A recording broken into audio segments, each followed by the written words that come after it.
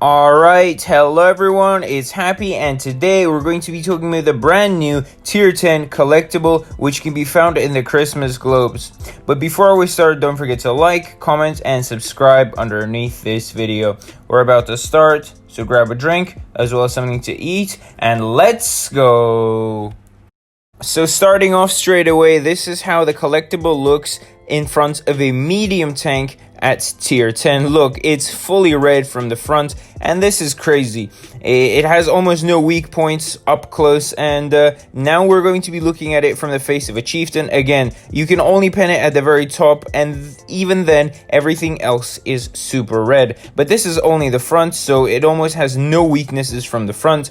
But however, if we go to the side and back, obviously it can be HE'd very easily, which is its only disadvantage in terms of armor. The frontal armor is very strong indeed, as well as the sides can be penned with HE with high penetration value tanks such as the Chieftain and the FV, obviously. The obvious weaknesses in the armor profile are obviously the lower plates, the little things on the sides, and obviously the rear and sides of the turret and the hull, which is expected, of course. As usual, guys, I have some juicy gameplay for you on the brand new collectible, but we're also going to be talking about the stats and how well it performs overall. So, okay, now in terms of gun handling or the gun overall, as you can see, compared to other tier 10 heavies such as the Super Conqueror IS-4 and IS-7, the DPM is quite, bad. But in terms of penetration, it's quite average. But the alpha is humongous, 480. It's a lot bigger than the IS-4 and the Super Conqueror, and a bit more than the IS-7, which has 460. Obviously, the reload speed is very slow as well, so 11 seconds. That is very long. But due to the fact that this tank has a lot of HP and very good armor, it will live longer during the battle, and therefore you will still do over 3k damage with ease if you're a good enough player. Now, the only downside for in terms of the gun is shell velocity, in my opinion, which is 840. That is very slow. The Kranwagen has 1000, the IS-7 has 900, IS-4 has 940, Super Conqueror has over 1000. So here, this is the biggest disadvantage of the gun, I think, which is shell velocity. Aim time is actually very good for the caliber. It's better than the Super Conqueror, IS-4, and IS-7, even though it does more damage. Similarly, with dispersion, it has the same dispersion as an IS-4, which means it's better than the Super Conqueror and the IS-7, even though again it has a bigger alpha. Again, the gun depression isn't bad. It's better than the Soviet heavy tanks at 8 degrees, and it's not too good, but it's not too bad. So the Super Conqueror obviously has 10, the Kranwagen has 9, which means that playing off of the turret is a bit worse. But then again, 8 degrees is not bad, same as the E5. And this is the most interesting part, guys.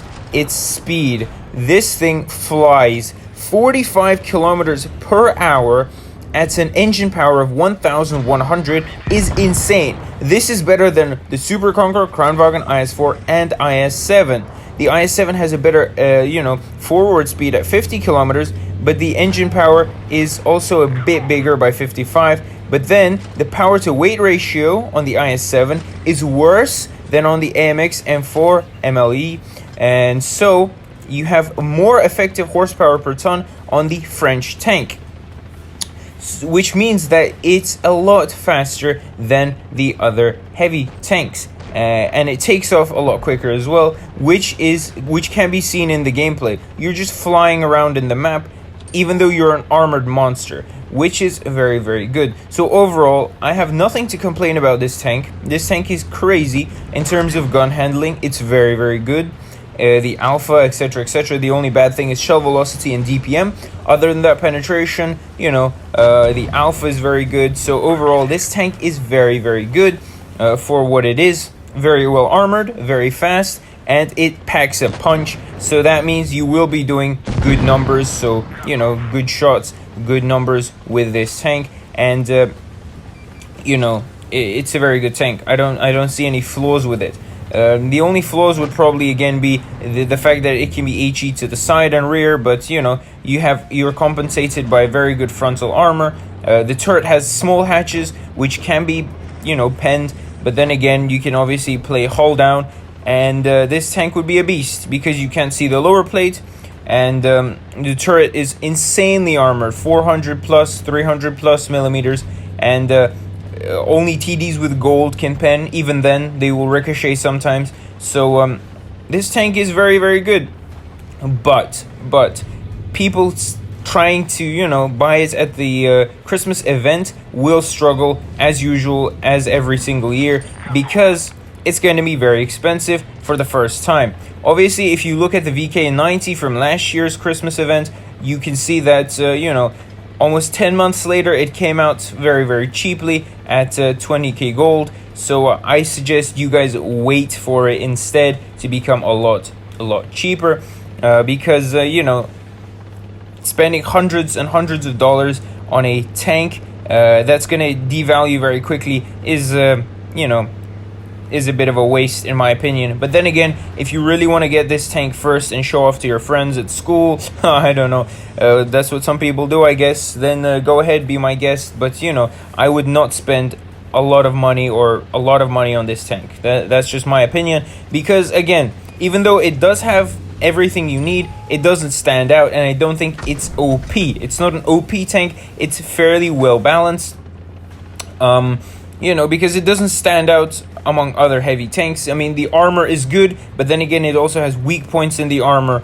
The speed is very good, but then again, the traverse speed isn't the best, 20 kilometers per hour. You know, so, and gun handling, again, it may be very good, but, you know, the DPM is very bad, and 11 seconds of reload is a real pain in the bum, especially when some tanks reload a lot faster, such as the Chieftain, for example. You have a Chieftain that shoots every 7.5 seconds with adrenaline that goes down to 6. And, you know, comparing that to this, obviously the Chieftain is going to take this thing out. But, you know, that's just my opinion. That's all I had to say about the tank, guys. If you enjoyed, don't forget to like, comment, and subscribe. And I'll see you guys next time. Happy is out. Bye-bye.